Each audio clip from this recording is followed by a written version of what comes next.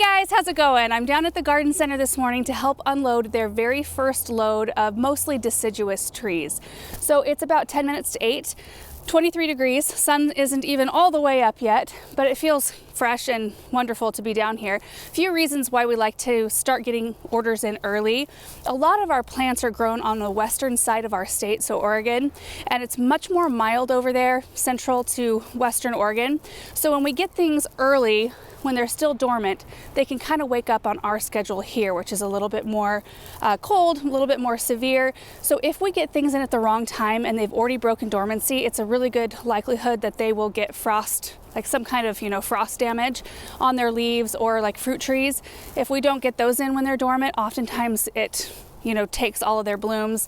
So it's just nice to get things in early. They also ship better when they're not leafed out because they're not as worried about, damaging leaves, and they look a lot better if they can break dormancy here and all the leaves look fresh and undamaged. Also, the amount of room we have down here is limited. So if we waited to get orders in kind of all at the same time, there would be no room. So you kind of have to plan for things to come in kind of on a weekly basis starting in February. So you have time to disperse everything and make room for the next load. So in just a few minutes, the semi is going to be backing down this alleyway. I didn't bring my keys, so I can't open those gates. In fact, I got here, my mom's car's here, but I can't find a soul. I feel like I'm here all by myself. So this is where we unload, and then this is where we place everything on pallets until we have a chance to organize. So each one of these rows, you can see, let me get closer. Well, right here, a good example. These are the fruit tree racks, so we line up fruit trees, usually starting with apples and then cherries and peaches and nectarines, so on and so forth, and we lash them, well, you can see right here, we tie them to this, which keeps them up in the wind. It's a really handy way to deal with it. And those are the rest of the tree racks back there, and typically in the spring and early summer, this is completely full, this is completely full, this is full, that back corner's full, and then there are more tree racks lining this greenhouse. And then they line this whole fence all the way to the shade house right there. So I think I'm going to be mainly driving the forklift. Maybe I could go get that. I am wearing 4 layers. So a tank top, a pullover sweatshirt, a down vest, and my coat. I also have boots on with toe warmers inside. Forklift driving when it's cold out, I'm thankful it's not breezy. If it was breezy, it'd be way worse, but it's kind of an inactive job in a way. You're doing something, but you're not moving your body. So it can be a chilly job. Hey.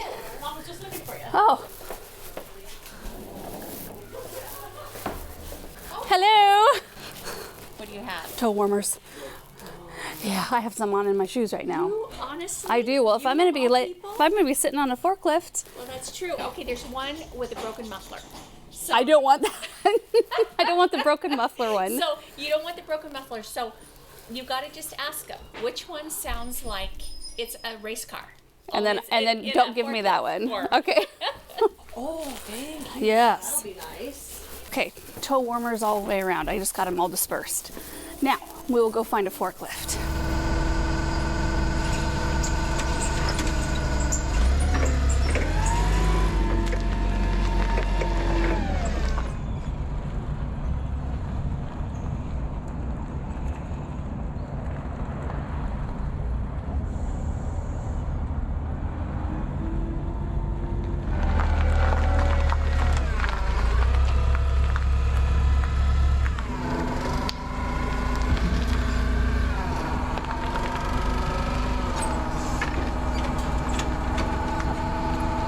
Okay, I've got the forklift out with a stack of pallets. I don't know where the truck is. They were supposed to be here, like parked here before 8, but I don't see them anywhere. So we may have to wait a few minutes.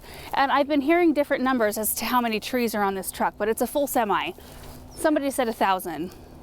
Can they fit 1,000 on a truck? Maybe if there's a lot of little ones. Yeah, not any like the real We'll big. see.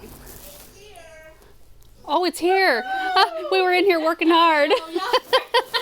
Truck is here. We are excited. And I did hear that this truck does have fruit trees on it, which we are looking for an apricot tree for our orchard to replace the one that has canker. So anyway, Mom said there was a lot of special orders on this one. She said, guard the load with your life. Don't let anybody buy anything. It won't be ready for people to shop off of it. Look at these.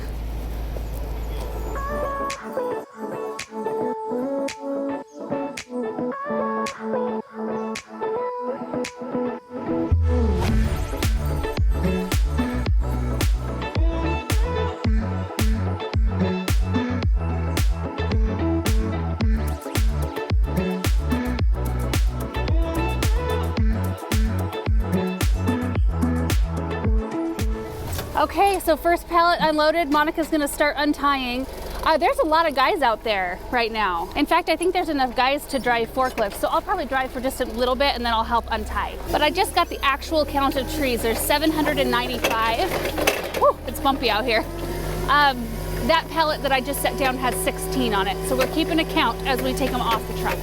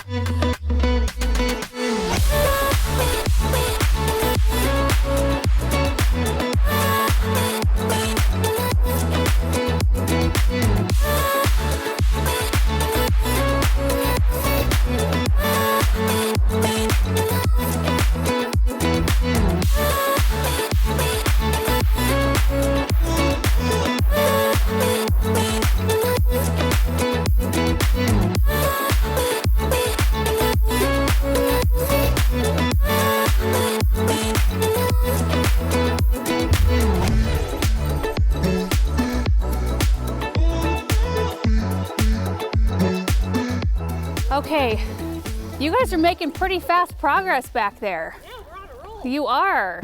So they've already, Lupe and Monica have already untied all of these, leading up right to where they're at. And then I'm gonna start in and help, and Mom is watering, and the guys are gonna continue to unload. So basically what we're doing is we cut the twine here and unwrap it, and then cut again up at the top. That way the trees can have a nice shape. But they do travel really well this way. And see how much easier it is when they don't have leaves to tie them up like this. They just don't sustain near the amount of damage. Monica, you want to demonstrate? What kind of tree is this? Uh-oh. Well, I cut it all the way up, so it's easier. Are you staying pretty warm? I'm about ready to put those toe warmers you gave me in my shoes. My feet are freezing. Yeah, my feet are great. Yeah, my hands are good right now, but okay. Now, is this necessary to tie it this many times at the top? That's what I... Well, maybe they had excess and they didn't know what to do with it. Oh, this is where it's a pain. There we go.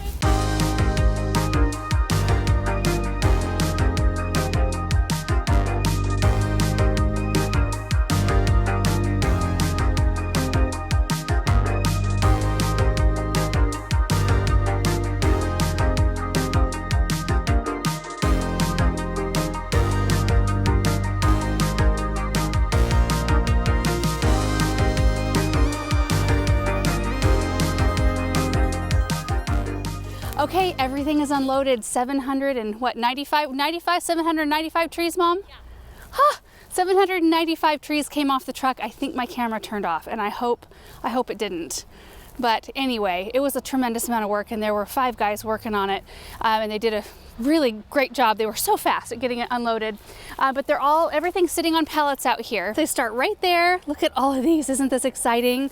This whole area is full. The whole area over there is full. And then, let me show you under the shed. We started moving a bunch of the fruit trees and any blooming trees that are already all budded up underneath this shed, because next week we have a low temperature of 15 degrees.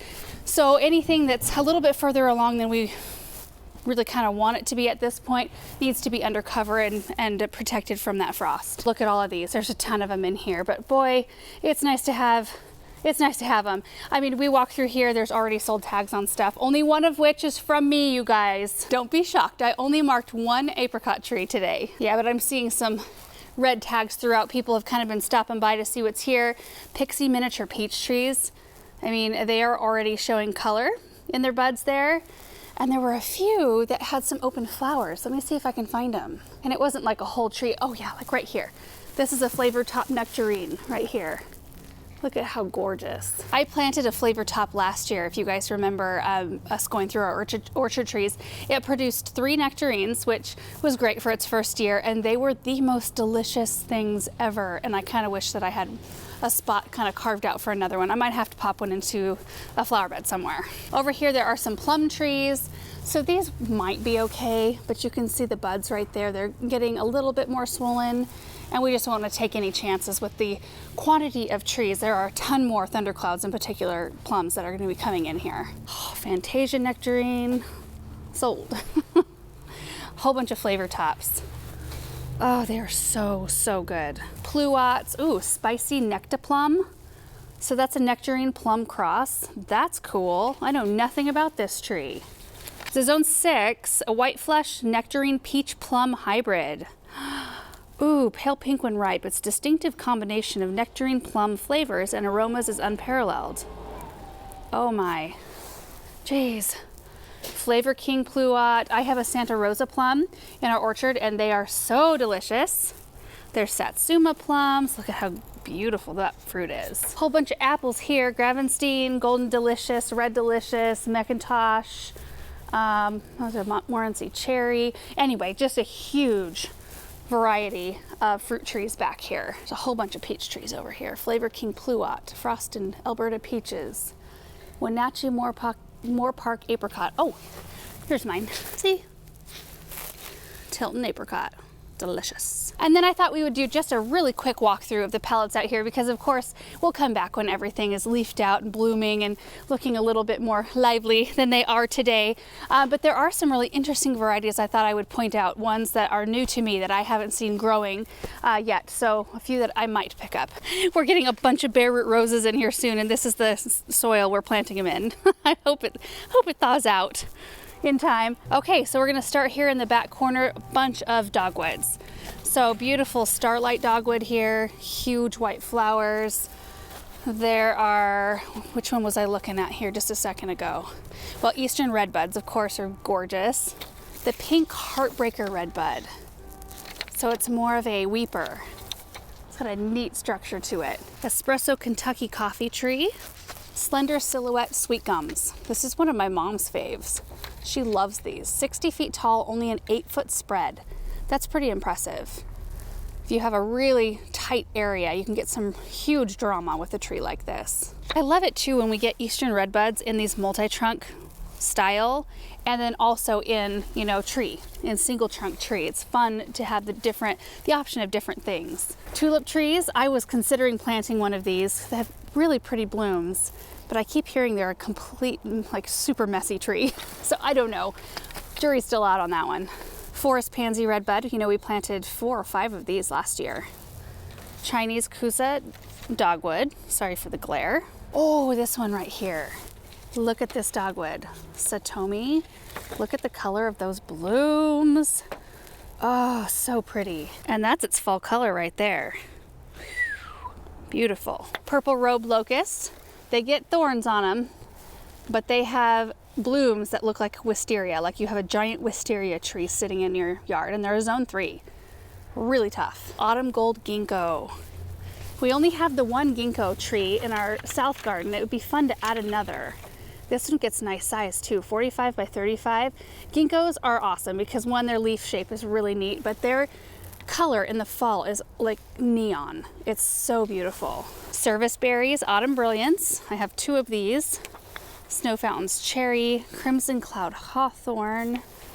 Oh my gosh, that's just one row. Okay, I'm just surveying this little section right here. Figure out, because we have a lot of the same like autumn brilliant service berry in different sizes. So we'll have them in 5 gallon and 10 gallon, 15 gallon, and so on. Princeton gentry, ginkgo, some more of a slender stature. Crimson Queen Japanese maple. Now what is this one? What kind of Japanese maple is this? Weeping green Japanese maple. Got a really neat structure. Kind of hard to see with everything else around it. Heartthrob dogwood. Isn't that the most delicate pink? So pretty.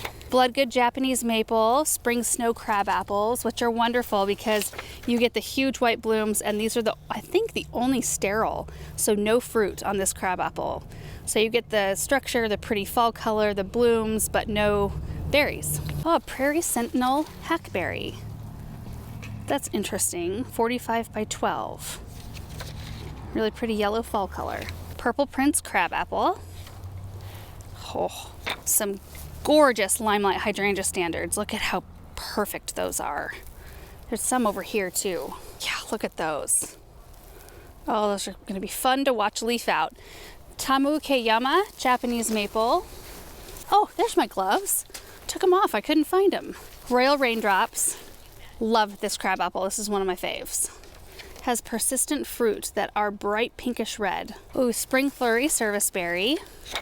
Look at this tree when it's in bloom. Oh my goodness. Sensation box elders, which are an Acer. They're an Acer Negundo. They're in the maple family. The fall color on these, you just almost can't describe it. They're so beautiful. We have one of these in our back garden. And really no issues with these. No insect pressure, no disease pressure. They just thrive. Oh, there's a Yoshino cherry.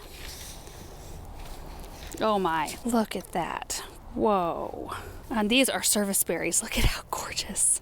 In a mixed border. This would be so perfect because it's a great hedger because they're so shrubby. Mama's over there right now working her way down the list of special orders, calling everybody. Oh, Galaxy Magnolia. Great big blooms. Over here, there was a bunch of hawthorns, some really neat ones, and then Canada Red improved choke cherries. This is a coral burst crabapple right here. Let me find that. This one right here. A Toba hawthorn. I don't know much about it other than that it's a zone 3, so tough, 20 by 20, and the most delicate looking blooms that are double. I think they're so pretty. Okay, there's just a couple over here I wanted to take a look at. Prairie Pink Dogwood. These are huge. Look at the size of that root ball. My word. Some huge Sensation box elders. This is the one I wanted to show you. First Blush Flowering Cherry. Look at the flowers on that. This is one that I might need to grow at our house. 25 by 12.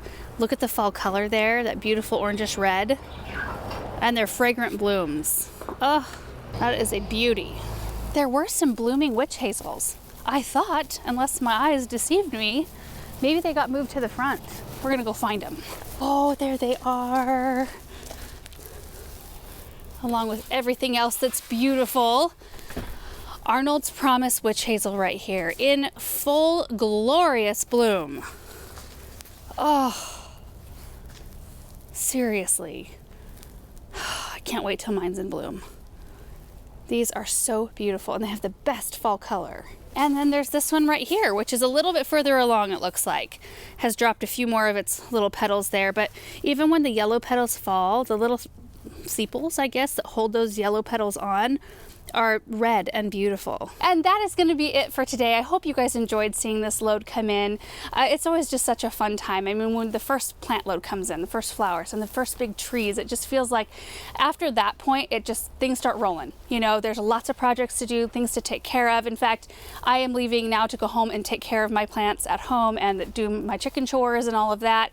But it was just such a fun morning being down here and just feeling that energy, that spring energy, and really kind of reacquainting myself with some of the trees that are out there. There's no way that one person can remember all of the things out there, and even if some of them are common, you're like, oh yeah, I forgot about that tree, maybe I should work that in somewhere. And there's really not much to the process. I mean, unloading the truck, watering them in, untying them, getting the tender ones under protection, and then organizing them onto the tree racks. I mean, that's pretty much it.